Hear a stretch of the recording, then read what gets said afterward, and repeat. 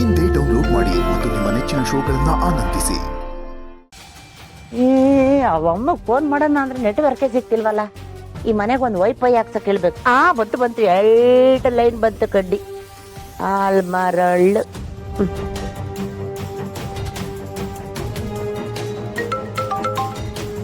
ಹೇಳಕ್ಕಂತಪ್ಪ, photo ಸಿಕ್ತಾ? ಸಿಕ್ತು madam, ಸಿಕ್ತು, ಫೋಟೋ ಸಿಕ್ತು. ಅನಂತ ಶಯನ ಅದೇ ನಮ್ ಬೀಗ್ರು. ನನಗಷ್ಟೇ ಯಾಕೆ, ನಿಮ್ಗೂ ಬೀಗ್ರು ತಾನೇ. ನಿಮ್ಮ ಬೀಗರ ಪಾಠ ಸಿಕ್ತು. Kanthamma, just stop it. ವಿಷಯ ಏನು ಅಂತ ಹೇಳು. ಅದನ್ನೇ ಹೇಳ್ತಿದ್ದೀನಿ ಮೇಡಮ್ ಅವರೇ. ನಿಮ್ ಬೀಗ್ರು ಎಲ್ಲೆಲ್ಲಿ ಓಡಾಡ್ತಿದ್ರು, ಯಾರ್ಯಾರನ್ನ ಭೇಟಿ ಮಾಡ್ತಿದ್ರು ಅನ್ನೋ ಫೋಟೋ ನನ್ನ ಹತ್ರ ಇದೆ. Very good. ಅದನ್ನ ಇಮಿಡಿಯೇಟ್ ಆಗಿ ಕಳ್ಸು. ಅದ್ ಹೆಂಗಾಗುತ್ತೆ ಮೇಡಮ್ ಅವರೇ, ನನಗೆ ಸ್ವಲ್ಪ ಕಾಸು ಬೇಕಾಗಿತ್ತು. ಪದೇ ಪದೇ ದುಡ್ಡು ಅಂತ ಕೇಳ್ತಿರ್ಬೇಡ. ನಾನು ಈಗಾಗಲೇ 1 ಲಕ್ಷ ರೂಪಾಯಿ ಕೊಟ್ಟಿದ್ದೀನಲ್ಲ. ಅದೇನೋ ಕೊಟ್ಟಿದ್ದೀರಾ ಮೇಡಮ್ ಅವರೇ, ಆದ್ರೆ ಮುಂದಿನ ಕೆಲ್ಸಕ್ಕೆ ಸ್ವಲ್ಪ ಅಡ್ವಾನ್ಸ್ ಅಂತ ಕೊಟ್ಟಿದ್ರೆ ಅನುಕೂಲ ಆಗಿರ್ತಿತ್ತು. ಯಾಕೆ ಅಂತ ಹೇಳಿದ್ರೆ, ಈ ಕೆಲ್ಸಕ್ಕೆ ನನ್ನ ಗಂಡನನ್ನೂ ಬಳಸಿಕೊಳ್ಳುತ್ತಿದ್ದೇನೆ, ಅವನಿಗೂ ಇದರಲ್ಲಿ ಪಾಲ್ ಕೊಡಬೇಕಾಗುತ್ತೆ. ನೋಡಿ ಮೇಡಮ್ ಅವರೇ, ನಾನು ಹೆಣ್ಣು, ಅಬಲೆ, ಗಂಡನ್ನ ಎದುರಾಕೊಳ್ಳಕ್ಕಾಗುತ್ತಾ ಮೇಡಮ್ ಅವರೇ? ಆಗಲ್ಲ.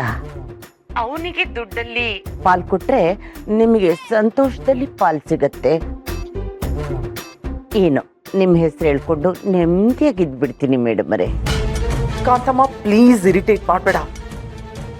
ದುಡ್ಡು ತಾನೆ, ನಾನು ಕಳಿಸ್ತೀನಿ. ನೀನು ಫೋಟೋ ಕಳಿಸಿ. ಇಮಿಡಿಯೇಟ್ ಆಗಿ 50,000 ರೂಪಾಯಿ ಅಡ್ವಾನ್ಸ್ ಹಾಕ್ತೀನಿ. ಅದು ಹೆಂಗಾಗುತ್ತೆ ಮೇಡಮ್ ಅವರೇ? ಮೊದಲು ದುಡ್ಡು, ಆಮೇಲೆ ಫೋಟೋ.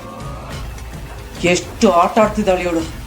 ಇರ್ಲಿ, ಕೆಲಸ ಆಗ್ಬೇಕು ಅಂದ್ರೆ ಕತ್ತೆ ಕಾಲು ಹಿಡಿಬೇಕು ಅಂತಾರೆ. ಮೇಡಮ್ ಅವರೇ ಬೈಕತ್ತಿದ್ರ? ಕೆಲ್ಸ ಆಗ್ಬೇಕು ಅಂದ್ರೆ ಕತ್ತೆ ಕಾಲು ಹಿಡಿಬೇಕು ಅನ್ಕೋತಿದ್ರ? ಹೌದು ಮೇಡಮ್ ಅವರೇ, ಈ ಕಾಂತಮ್ಮಂಗೆ ಕತ್ತೆ ತರ ದುಡಿಯೋಕ್ಕೂ ಗೊತ್ತು, ಕತ್ತೆ ತರ ಒದಿಯೋಕ್ಕೂ ಗೊತ್ತು. ಸುಮ್ನೆ ದುಡ್ಡಾಗ್ಬಿಡಿಪ್ಪ ನೀವು.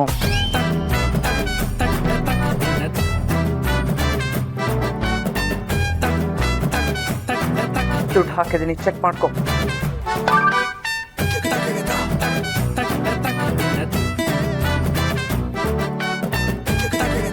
ಮೇಡಮ್ ಅವರೇ, ನೀವು ನಿಜವಾಗ್ಲೂ ಕುಬೇರಂಗೆ ಕಸಿನ್ ಸಿಸ್ಟರ್ ಇರ್ಬೇಕು, ಅಥವಾ ಈ ದಾನಶೂರ ಕರ್ಣನ ಹಿರಿಯಕ್ಕ ಆಗಿರ್ಬೇಕು. ಎಷ್ಟು ಧಾರಾಳವಾದ ಮನಸ್ಸು ಮೇಡಮ್ ಅವರೇ ನಿಮ್ದು. ಈಗ ಮಾತಾಡೋದ್ ಬಿಟ್ಟು ಮೊದಲು ಫೋಟೋ ಕಳಿಸು. ಈಗ ನೋಡಿ ಕಳಿಸ್ತೀನಿ. ಹಾ,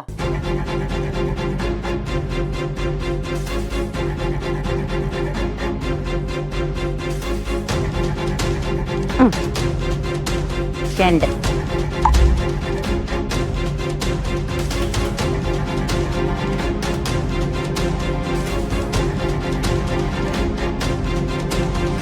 ಈಗ ಬಂದಿರೋ ದುಡ್ಡಲ್ಲಿ ಇನ್ನೊಂದು ಅಕೌಂಟ್ ಕ್ರಿಯೇಟ್ ಮಾಡ್ಕೊಡ್ಬೇಕು. ಇಲ್ಲಾಂದ್ರೆ ಅವನು ಮೂಗು ಬಂದ್ಬಿಟ್ಟು ಪದೇ ಪದೇ ಲಕ್ಷ್ಮಿ ಬಾ ಲಕ್ಷ್ಮಿ ಬಾ ಲಕ್ಷ್ಮಿ ಬಾ ಅಂತಿರ್ತಾನೆ.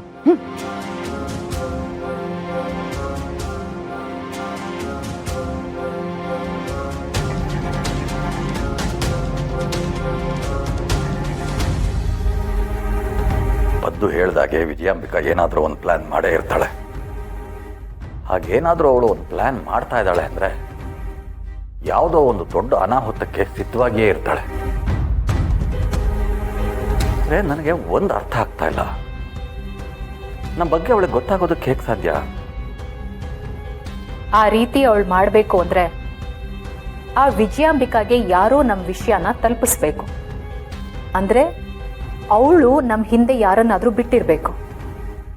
ಹಾಗೇನಾದರೂ ಆಗಿದ್ರೆ ಏನು ಮಾಡೋದು? ನೀವೇನು ಯೋಚನೆ ಮಾಡಬೇಡಿ ಅಣ್ಣ. ರಾಮಾಪುರ ಅನ್ನೋದು ಪದ್ದು ನಮಗೋಸ್ಕರ ಕಟ್ಕೊಟ್ಟಿರೋ ಭದ್ರವಾದ ಕೋಟೆ. ನಾವಿಲ್ಲಿರುವಾಗ ಯಾರಿಗೂ ನಮ್ಮ ವಿಚಾರ ಗೊತ್ತಾಗಲ್ಲ. ನಾನು ಬದುಕಿರೋ ವಿಷಯ ಕೂಡ ಅವಳಿಗೆ ತಲುಪಲ್ಲ.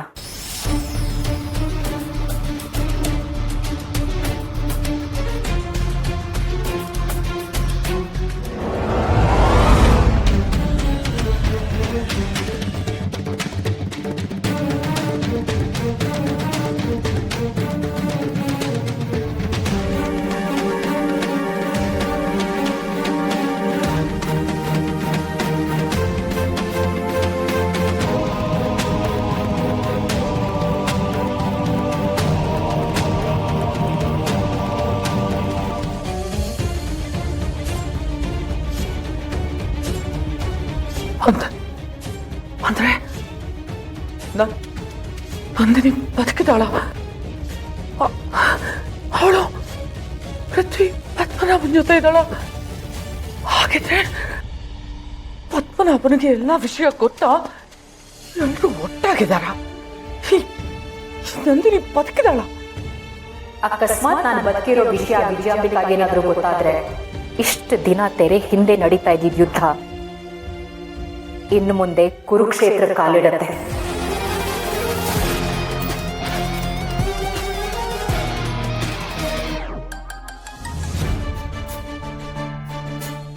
ನಾನು ಎಲ್ಲ ರೀತಿ ತಿಳ್ಕೊಳ್ಳೋ ಪ್ರಯತ್ನ ಪಡ್ತಿದ್ದೀನಿ, ಆದರೆ ಯಾವ ಇನ್ಫಾರ್ಮೇಷನು ಸಿಗ್ತಾ ಇಲ್ಲ. ಮನಸ್ಸಿನ ಯಾವುದೋ ಒಂದು ಮೂಲೆಯಲ್ಲಿ ನಾನು ಅನ್ಕೊಂಡಿದ್ದಲ್ಲಿ ನಡಿಬೋದು ಅನಿಸ್ತಾ ಇದೆ. ಏನು ಹೇಳ್ತಾ ಇದೆಯಾ ಪದ್ದು? ಹೌದು ಪೃಥ್ವಿ, ಆ ವಿಜಯಾಂಬಿಕಾ ಸದ್ಯದಲ್ಲೇ ನಿಮ್ಮನ್ನ ಹುಡ್ಕೊಂಡು ಬರ್ತಾಳೆ.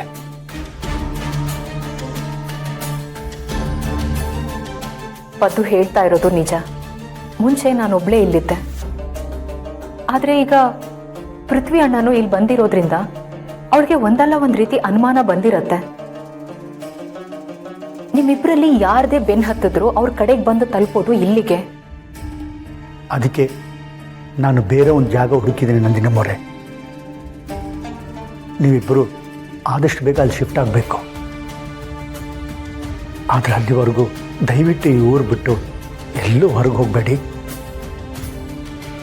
ಈ ಊರಿನ ಜನಕ್ಕೆ ಇದುವರೆಗೂ ನೀವು ಯಾರು ಅಂತ ಗೊತ್ತಿಲ್ಲ.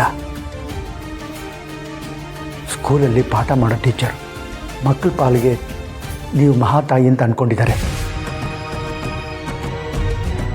ಆದರೆ ನಿಮ್ಮ ಮನೆತನ ಎಂಥದ್ದು, ನಿಮ್ಮ ಹಿನ್ನೆಲೆ ಎಂಥದ್ದು ಅಂತ ಅದು ಯಾವುದೂ ಅವ್ರಿಗೆ ಗೊತ್ತಿಲ್ಲ. ಹಾಗೇನಾದರೂ ಗೊತ್ತಾಗಿದ್ದಿದ್ರೆ ನಂದಿನಿ ಅಮ್ಮನವ್ರನ್ನ ಈ ಊರಿನವರು ಆರಾಧಿಸ್ತಾ ಇದ್ರು. ಹೀಗೆ ಇವರು ಸಾಮಾನ್ಯರ ಥರ ಬದುಕೋದಕ್ಕೆ ಆಗ್ತಾನೆ ಇರಲಿಲ್ಲ. ನಾನು ಯಾರು ಅನ್ನೋದನ್ನ ಇದುವರೆಗೂ ಎಲ್ಲೂ ಬಿಟ್ಕೊಟ್ಟಿಲ್ಲ. ಅಕಸ್ಮಾತ್ ಆಗಿ ಗೊತ್ತಾದರೆ ಅದು ಪ್ರಚಾರ ಆಗತ್ತೆ.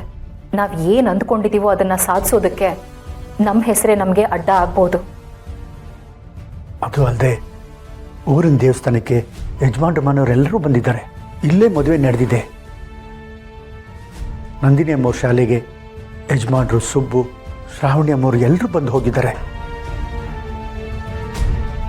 ಆ ವಿಜಯಾಂಬಿಕೆಗೆ ಯಾವುದೋ ಒಂದು ರೀತಿಯಲ್ಲಿ ನೀವು ಇಲ್ಲಿದ್ದೀರಿ ಅಂತ ಗೊತ್ತಾದರೂ ಗೊತ್ತಾಗ್ಬೋದು.